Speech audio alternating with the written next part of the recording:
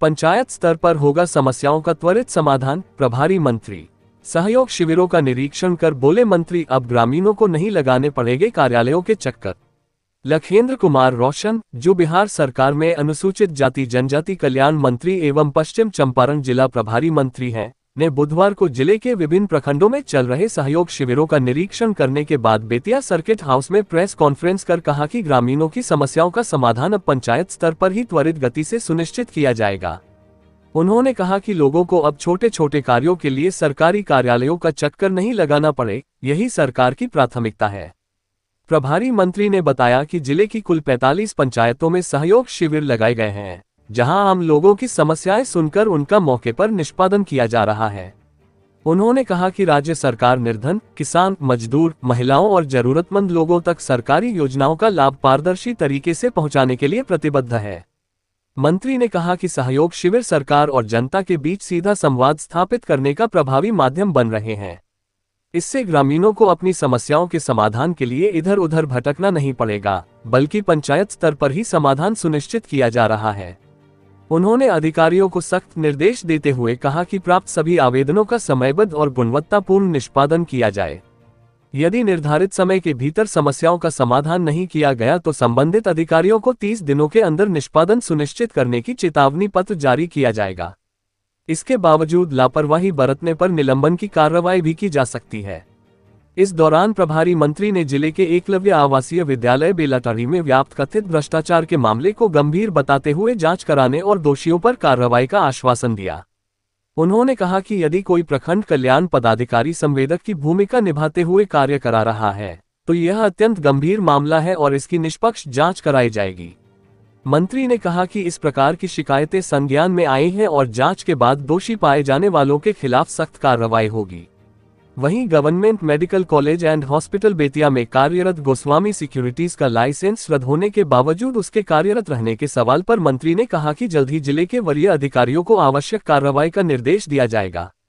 उन्होंने कहा कि टेंडर प्रक्रिया के माध्यम से किसी मान्यता प्राप्त नई सिक्योरिटी कंपनी को नियुक्त किया जाएगा।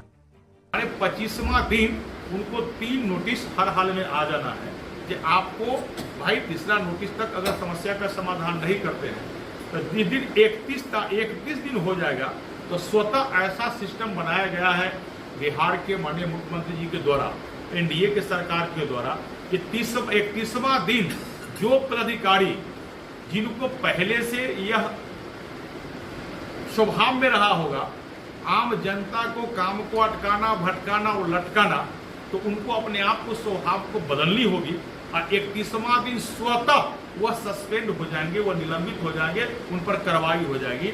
ऐसा सरकार ने यह जो लाया है, हम समझता कि सरकार में ही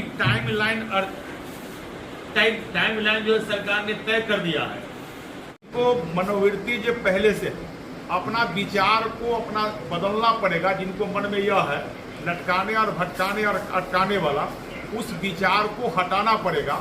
लेकिन उस विचार में जो अधिकारी रहेंगे जिनका माइंड सेट पहले से होगा कि हमको काम नहीं करना है, केवल हमको समय टालना है, नौकरी निभाना है, तो वैसे पदाधिकारी पर कार्रवाई निश्चित होगा। उसमें जो संघ ब्लैक लिस्टेड है तो उसमें स्वाभाविक सा है कार्रवाई तो होगी। लेकिन अभी भी वह कार्यरत है, ये कहा जो अभी भी कार्यरत है तो उस पर कार्रवाई करेगा लोग। ये भाई आरोप के पोर्टल पर है कि सीओ के पोर्टल पर है, किनके पोर्टल पर लंबित है। यदि 30 दिन किसी प्राधिकारी के पोर्टल पर वह लंबित दिखाई देगा तो 31 दिन स्वतः उस प्राधिकारी पर कार्रवाई हो जाएगी, वो प्राधिकारी स्वतः निलंबित हो जाएंगे। तो जो आप तो प्रजातंत्र के चौथे स्तंभ है, आपका सम्मान तो सर्वोपरि है, लेकिन हम सब मिलकर पश्चिमी चंपारण को विकसित जिला के श्रेणी में और बिहार की अव्वल पंक्ति में कैसे आवे, इसका हम सब लोग चिंतन करेंगे। धन्यवाद। के संबंधित विभाग से रिलेटेड है कि यहाँ आवासीय विद्यालय अभी बन भी रहा है और वहाँ अभी विभाग को सुपुर्द भी नहीं हुआ है और वह वहाँ मेंटेनेंस का खर्च में 20 लाख रुपए निकासी हो चुका है। बेलाटारी एकलव्य आवासीय विद्यालय और मधुबनी में इस तरह का, और वहाँ प्रखंड मतलब अधिकारी ही वहाँ संवेदक के रूप में काम कर, क्या ऐसा नियम है क्या? नहीं, ऐसा यदि प्रखंड कल्याण पदाधिकारी संवेदक के रूप में काम कर रहे हैं और आपने मुझे जानकारी दिया कि 20 लाख रुपया निकासी हो गई है। मैं जांच करवा लेता हूं, ऐसा कहीं पर यदि पाए गए तो ऐसे प्राधिकारी पर कार्रवाई होगी निश्चित।